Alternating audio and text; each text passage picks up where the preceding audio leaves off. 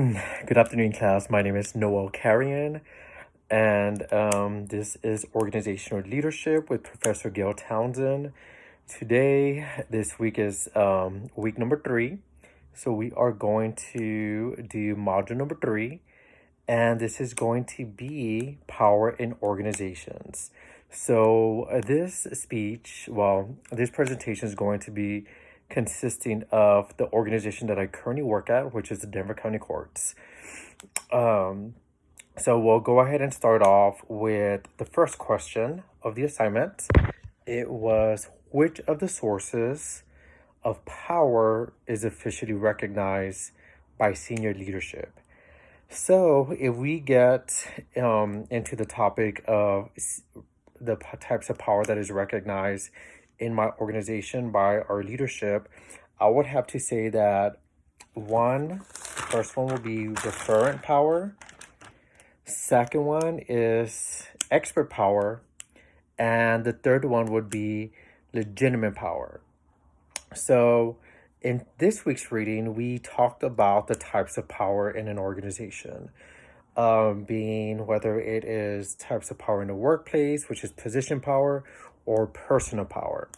Well, according to question number 1, I believe that referent power, due to the fact that our leadership is very willing to pass down the torch and let people be individuals in the workplace. And in my setting, we're in the courtroom for the most part all day, dealing with our dockets. Every morning we do have team huddles.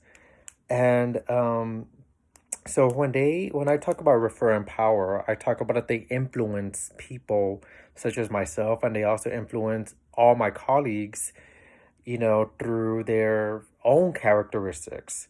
Our supervisors are very open about how they run the business, how it should be in regards to their vision and how they would want us to proceed. The second power, as I feel, is that expert power. Expert power tells us that they have the ability to influence through their own knowledge. Our leaders are very good leaders, and they're very experienced. The majority of them are attorneys, because we do work in a court setting. So I do appreciate the fact that they do give us their knowledge for their expertise, in regards to education, in regards to doing the job that we do, which is pretty much running the courtrooms for our judges. And the last power that I feel that they also have is legitimate power, which is pretty much the legal right to make decisions. They give us that opportunity to go ahead and do that as far as that it's legal. Question number 2. Which source or sources is really in power, and what are the reasons for this form of power being so dominant in the organization?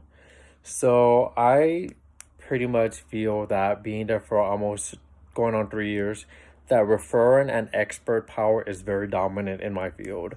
The reasons for that is because, again, they constantly give us their expertise as far as, how certain cases should be. There's always questions that we have, or just new questions that arise on a daily basis.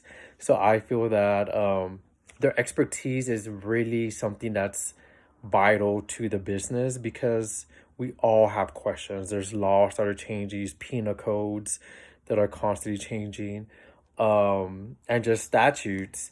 So with their expertise, every time we call them, they're always willing to help us and guide us and be patient.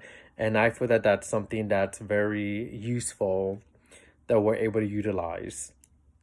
Referent, which is their influence. I love the fact that I cannot stress anymore. I feel that sometimes you have to have leaders that you're able to be comfortable with, to go and ask questions. And, there have been some leaders in the past that people just don't feel comfortable going, but having that personal narrative or just a rapport with the leaders at our own organization makes it even more easier and make the job less stressful than what it already could be. So I feel like those are, two powers that are very dominant in my organization. The form of power that I use at work and in my life, I feel that I use a personal, which is reference, and also a legitimate power, which is pretty much at work. Um, I do have a huge family. So in my life, I try to have my nieces and nephews, I try to be that good role model for them. And I want to influence people in anything that they do, whatever decision that they would do in life. And let them know that, hey, you know what, it's okay to ask questions, but having that legitimacy, I'm sorry, the referring power, um, I feel like I have an open door policy in anything that I do. So, getting to know people and being friendly and open, you know, I feel that that's something that my nieces and nephews, or just anybody, people at work, I want to be that person that they feel comfortable with. So, referent, I would have to say, is hands down the best power that anybody could have. And at work, pretty much is legitimate power, just power that I feel that I have the legal right to make decisions in a court setting. Well, I hope you enjoyed my video.